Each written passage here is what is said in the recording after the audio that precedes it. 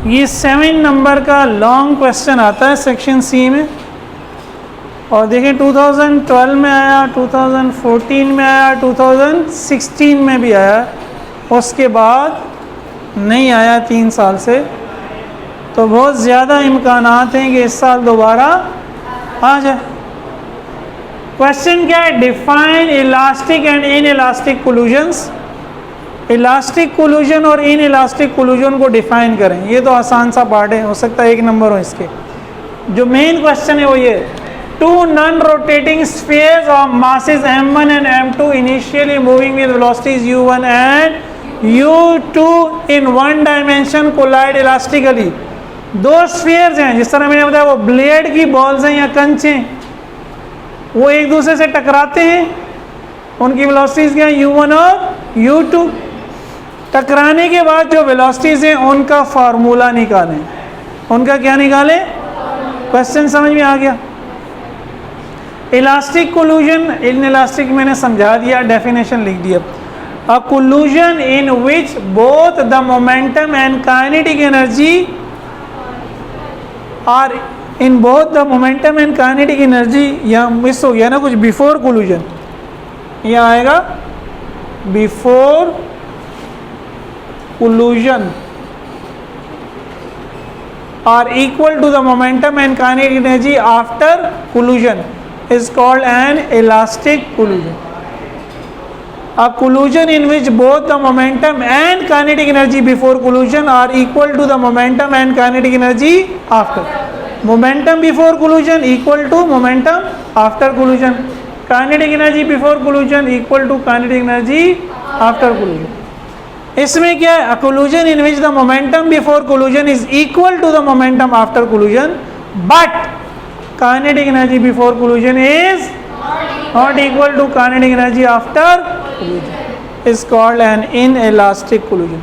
अब ये इंग्लिश है, आप इसको जैसे भी लिख लें, ये मैंने ऐसे लिखा, मतलब समझ में आना चाहिए कि इलास्टिक कोल्यूशन में momentum before collision is equal to momentum after collision, kinetic energy before collision is equal to kinetic energy, और इन इलास्टिक में क्या होगा? Kinetic energy before collision is not equal to kinetic energy after. Momentum तो दोनों में होगा, मैंने बताया ना, फर्क किसकी वजह से?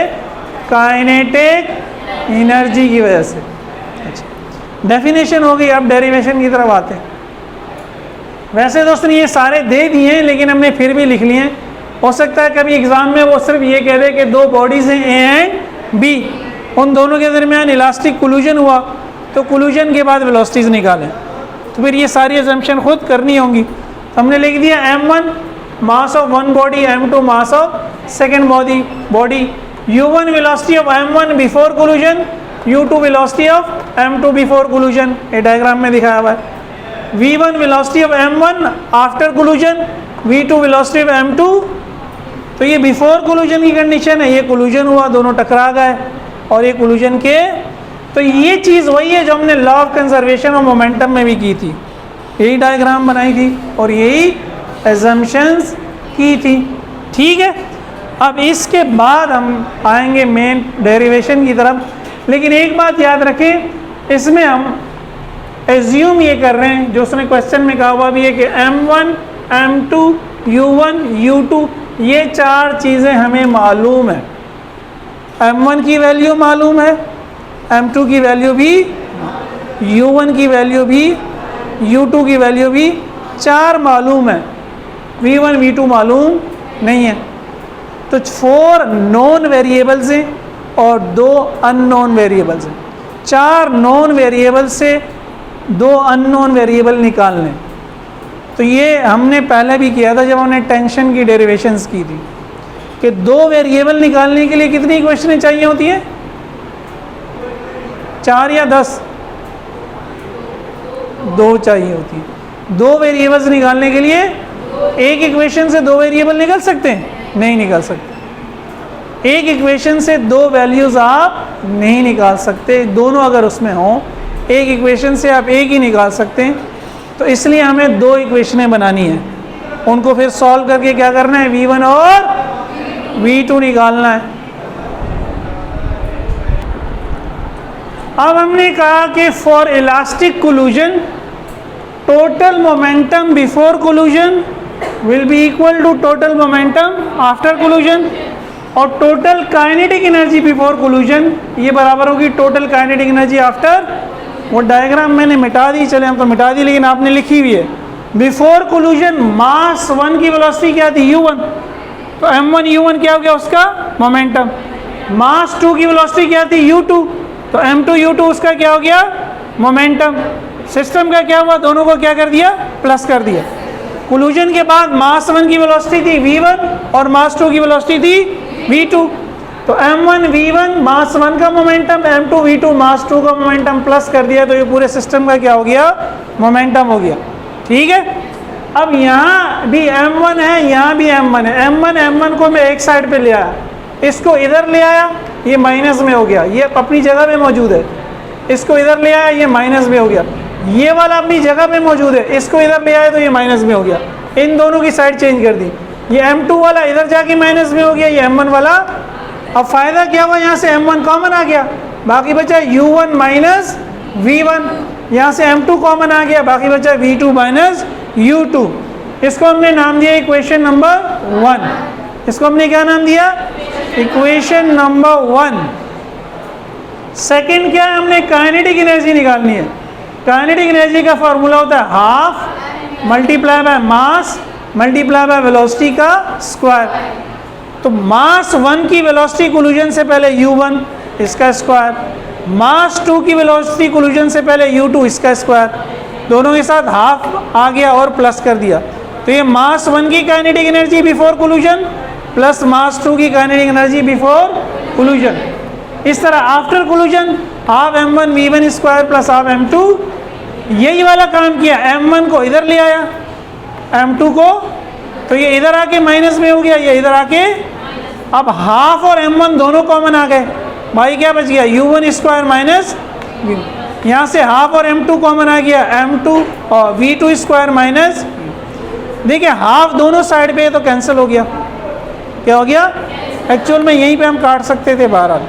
बाकी क्या बच गया u1 square minus v1 square बाहर m1 और m2 v2 स्क्वायर माइनस। यहाँ तक समझ में आया? आया। अब a square minus B square, matric का मशहूर formula, a minus B multiply by, इसमें ये a है और ये b है, तो अगर ये a square minus B square की जगह u1 square minus v1 square है तो क्या हो जाएगा u1 minus v1 u1 plus, तो ये वैल्यू आ गई इसकी, m1 बाहर अपनी जगह पे मौजूद है, ये m2 अपनी जगह में मौजूद है।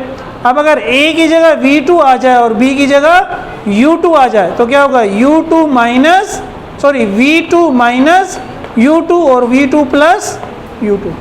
ठीक है, ये a square minus B square की जगह u1 square minus v1 square, तो लेफ्ट साइड सॉल्व हुई इससे, और v2 square minus u2 square तो राइट साइड सॉल्व हो गई। यहाँ तक सबको क्लियर है?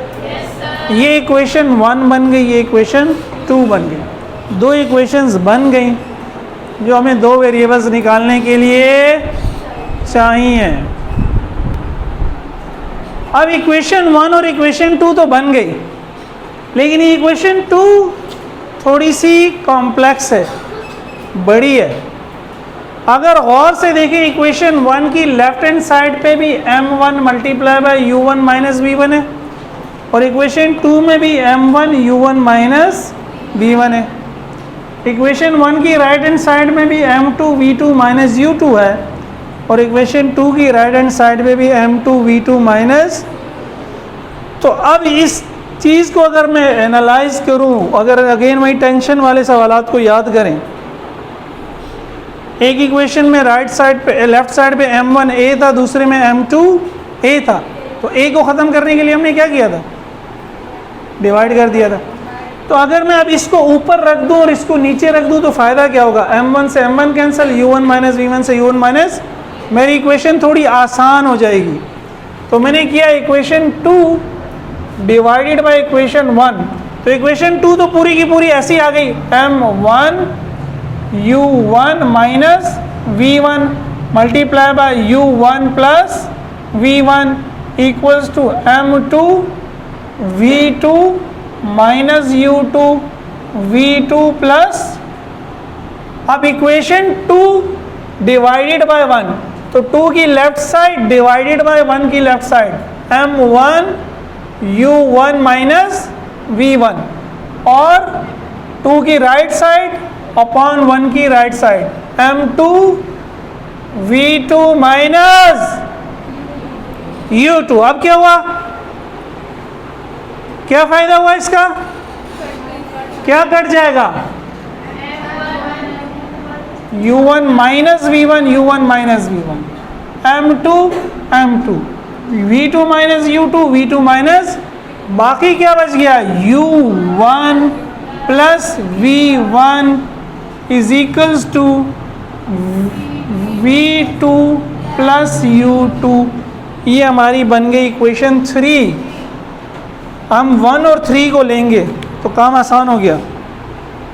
हमारी जो दो इक्वेशन है वो 1 और 3 हैं, 2 को हम इग्नोर कर देंगे। अब एक बात और गौर से सुनिएगा, आपने मैट्रिक में किए होंगे, शायद आपको याद नहीं हो।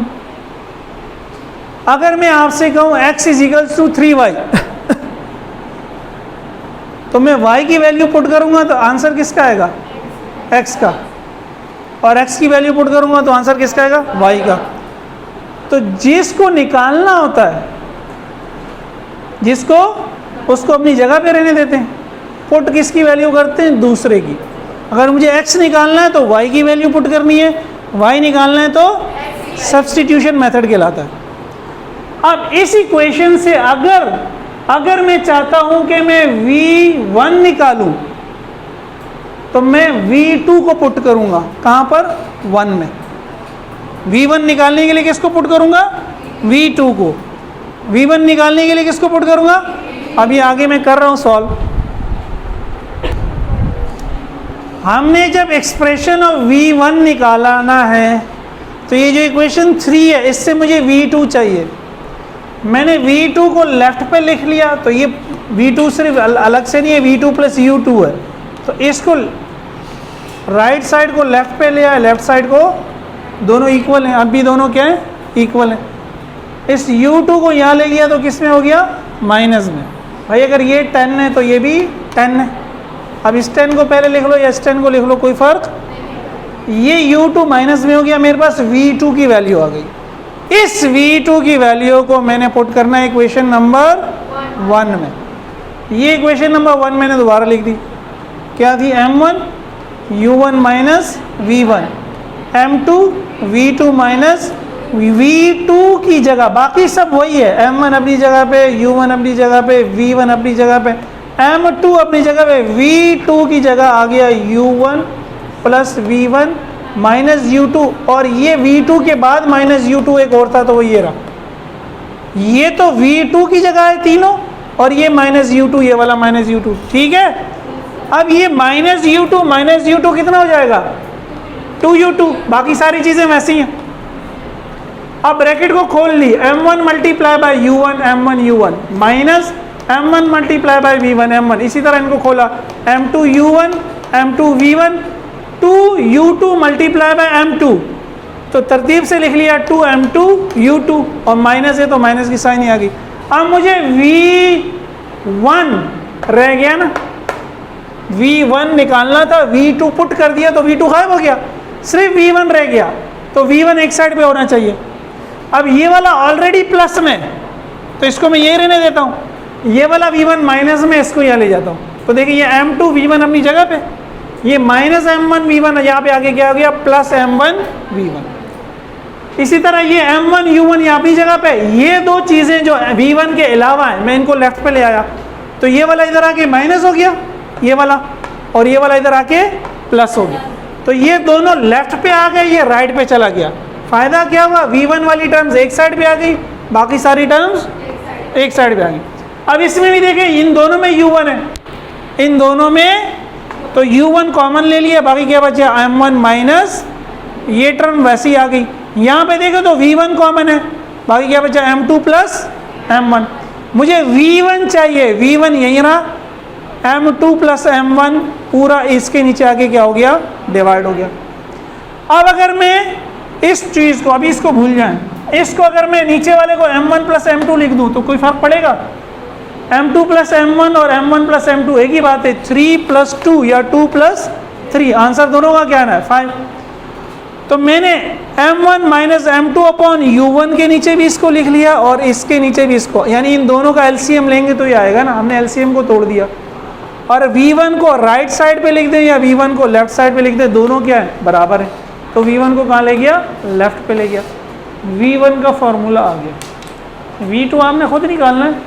v2 निकालने के लिए आप क्या करेंगे, इक्वेशन 3 से v1 निकालेंगे, इक्वेशन 3 से v1 निकालेंगे और उसको पुट करेंगे इक्वेशन 1 में। इसका उलट, इसका उलट कल देखिएगा, वरना मैं करा दूंगा। लेकिन